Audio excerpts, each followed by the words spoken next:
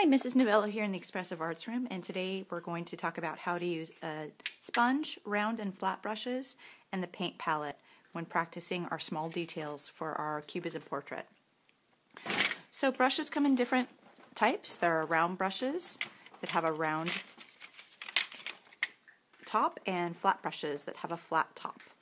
And the differences are if you wanted to use a paint stroke to follow a straight line, you would choose a flat brush. If you had a space that was more open and you needed to fill, you would choose a round brush. And as you're working at your table, you'll notice that your table has a certain color butcher paper. So this table is orange, and the paint palette is filled with orange, black, and white. So as you're working with your project today, after you're done with practice, you'll be traveling with your project to every color tabletop to paint your abstract color scheme. But for today's practice, you're going to sit at your table and use the paints that are provided. So your practice strip has very small details that are outlined in black, and these details are very similar to the details you have on your cubism portrait.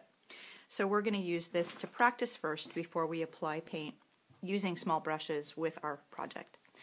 So I want you to go ahead and grab a brush and choose your paint. Now when you are loading paint onto your brush, you really just need to dip the tip of the brush into the paint.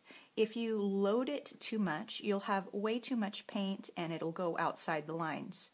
So if that happens, simply scrape your brush on the side of the palette to release the paint that's extra.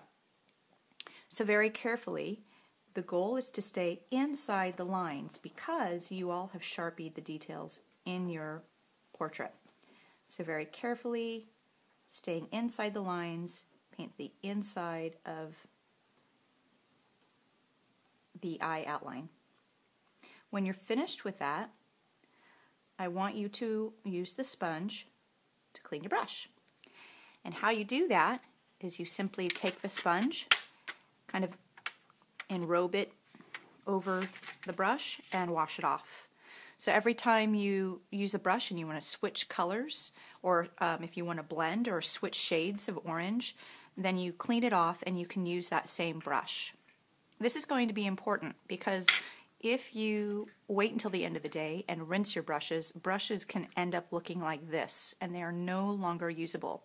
So cleaning them as you go will help maintain the brushes. Now to blend a color, let's say for instance you have this shade of orange and you're interested in blending it into a different shade. You'll have newspaper at your table and you simply just scoop up a little bit of orange and put it on your newspaper for blending. Rinse off your brush and then scoop up a little bit of white or black. If you want it to be darker, you'd add black. Mix it around and then you have a lighter shade of orange. So you can use the white and black to change the tint or shade of your color depending on what it is you're looking for. And then with that, carefully fill in the interior space of the eye.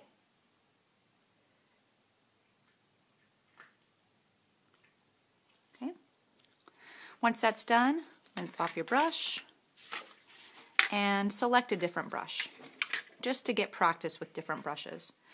And with this one, practice painting your nose. But for the nose, make sure that you go around the black nostril.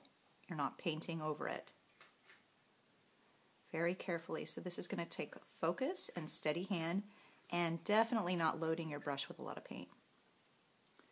Okay, so continue to practice with the mouth and the small details. After you're done with practice, you'll be rotating from table to table with your portrait to acquire the color scheme that you want for your portrait.